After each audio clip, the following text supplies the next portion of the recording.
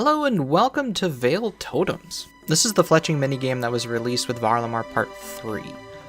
Before beginning the minigame proper, you will need to complete the Vale Totems mini-quest found at the northwest section of Auburn Vale. The maple log setup I outlined shortly will also be suitable for the mini-quest. So why does this minigame exist? Why bother doing it? What does it offer? This minigame is primarily designed as an avenue to recycle your unwanted bows, either strung or unstrung. It's big for those that have thousands of unstrung maple longbows rotting in the bank, or an equal number of strung yew and magic longbows that people like me just can't be asked to elk anytime soon. Using these bows in the minigame not only generates more experience from these finished items, but it also increases the rate at which you'll generate reward pulls from the minigame itself. Speaking of the rewards, this minigame offers two game changers for regular fletching activities, an alternate method for acquiring atlatl darts by crafting them yourself, as well as a few cosmetic items that can be used to decorate yourself and your humble abode. The Fletching knife. This equipable knife is identical in function to a regular knife, but this one is special because it reduces fletching actions by 1 tick, 0.6 seconds, after the first item gets created. This is huge for traditional bow fletching, as it saves 26 ticks, 15.6 seconds, per inventory. And currently it also works with fletching the Bruma roots in Wintertod, so definitely worth getting one of these before heading over there. The bowstring spool. This item basically makes bowstrings a stackable item. A single bowstring spool can store 250 noted bowstrings, and means we can do 27 stringing actions per inventory rather than the 14 we used to do, making this activity a lot more AFK. But wait, there's more. If you get several of these bowstring spools, they can be combined together to increase the capacity of the spool up to 100,000 bowstrings, if you can manage to acquire 6 of them. One common unique you'll get doing this minigame is the ent branch. Their primary use is to be fletched into 100 atlatl dart shafts each. Add feathers and attach the dart tips obtained from broken antlers dropped by the custodian stalkers, and voila, atlatl darts. Lastly, there's cosmetics. You can use the ent branches in your playground house for some ent-themed decorations. There's also a Deku Scrub looking mask called the Greenman Mask. You can unlock new appearances with the mask by using various leaves gathered from forestry on it. If you aren't lucky enough to acquire all these items through the rewards of the minigame itself, Ranulf, the guy from the mini-quest, has a shop called the Vale Research Exchange. For every 100 rewards you gather and convert from the minigame, you will also earn 1 research point to use in his shop. You can buy bowstring spools for 250 points, the fletching knife for 350, the mask for 500, and ent branches for 20 each. You can also use extra spools and knives you acquire from the minigame on Ranulf, and he will offer 125 and 175 research points respectively for them. I myself got a few duplicate knives, which greatly helped me acquire all 6 bowstring spools I needed.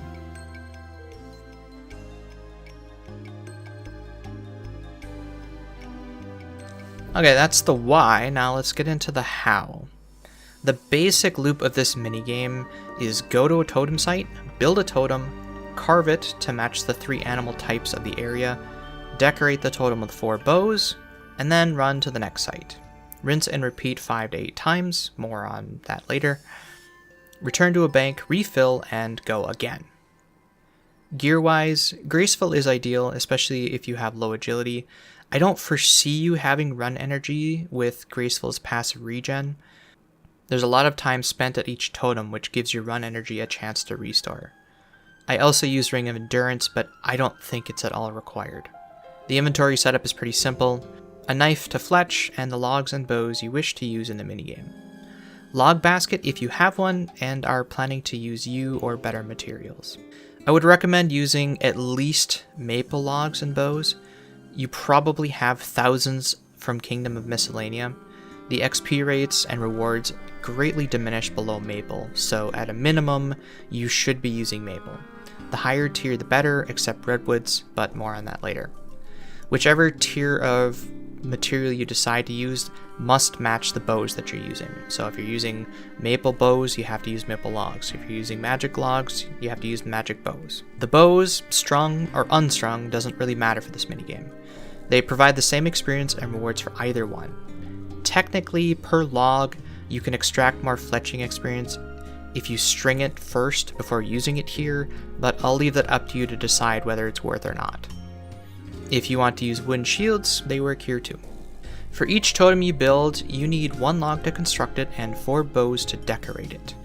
You don't need to decorate it, but the rewards are greatly increased if you do so, and decorating them is where the bulk of the XP is gained, so decorate them.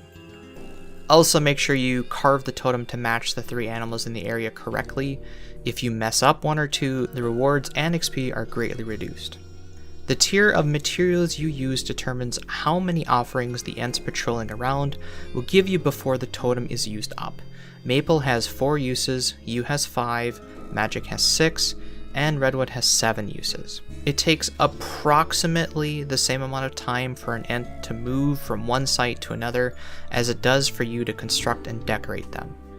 They take a short break between sites to give you time to finish your work, but if you're efficient, you should outpace them. This introduces a small problem with timing and the number of uses a totem provides. There are 8 totem sites throughout the map.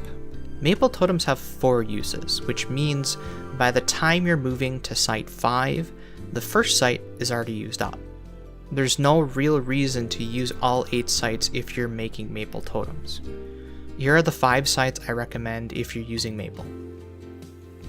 They're just spread out enough to prevent you from waiting for the ent to come clear the last use of the totem you're now getting to. Your inventory for this setup should consist of 5 logs and 20 bows. If you're using yew or magic logs, I would highly recommend you also have a log basket. 8 totems need 8 logs and 32 bows. You can bring 24 already fletched with you and fletch the other 8 as you're running around by pulling the logs out of the basket. Definitely recommend adjusting your menu entry settings to aid this part. This is the route I take in this scenario. If you're efficient and taking the agility shortcuts, with magic logs you'll find that you need to wait at a couple totems for the ents to catch up. This is because magic totems have 6 uses before depleting. Now, imagine it had 7 uses, and that's why Redwood is not good here. Currently, Redwood does not give any more rewards than magic per offering, but it does have 1 more use before degrading. We already have to wait for magic. If we were using Redwood, we would have to wait even longer before being able to make the totem again.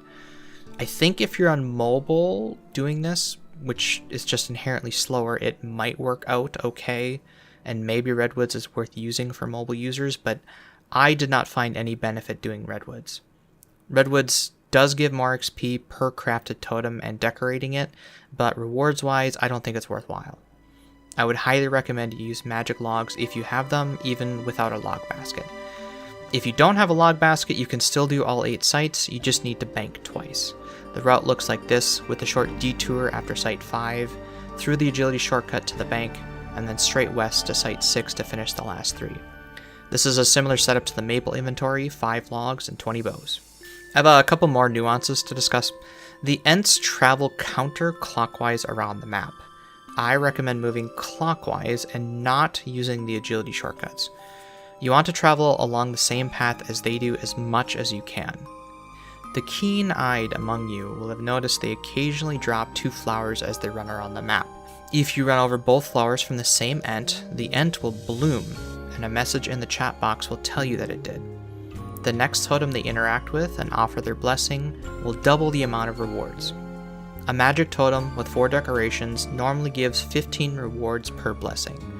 With this bloom, it will be 30 rewards for that blessing. At some point, a plugin will be created to highlight these flowers. Until then, look closely, but anytime you see them, including out of your way or backtracking, grab them. If you're taking the shortcuts, you're missing out on these double rewards. The reason we run counter to the ents is so that when they get blessed, their next totem is the one we just got done constructing. Most of the time, you'll cross paths with 1, 2, or sometimes 3 ents between totem sites. If all of them drop flowers, that's potentially 45 rewards you got just for stepping on those flowers. Their buff immediately gets consumed on the next totem, making them available for another buff the next time you meet. Most totems on this run will have 105 rewards instead of the base 90, and sometimes even 120 per totem if you cross paths with 2 different ents between totems. If you run the same direction as them, you'll find that you're often blessing them right before they arrive at the totem you intend to build next, and it's depleted. Fortunately, the buff doesn't get consumed on an empty site. They won't double the rewards until the next viable totem. However, they can only carry one of these buffs at a time, so if you're going the same direction, trailing behind them the whole time, the flowers you come across will continue buffing this same ent over and over again. You should be moving fast enough to lap them eventually, especially if you're using shortcuts, because they take a break halfway through each totem site. But then you're just slowly gaining on the next ent in line per run, and you only end up earning like 2 double rewards instead of on average 1 per site by going the opposite direction as them. That adds up to about 90 more rewards per full cycle going the opposite direction as the ents. It's worth it. And that's about it. Thank you for making it this far in this video. Please leave a like if you found it useful, comment about what you thought about Varlamore Part 3 release, and yeah, it's time for me to face the doom.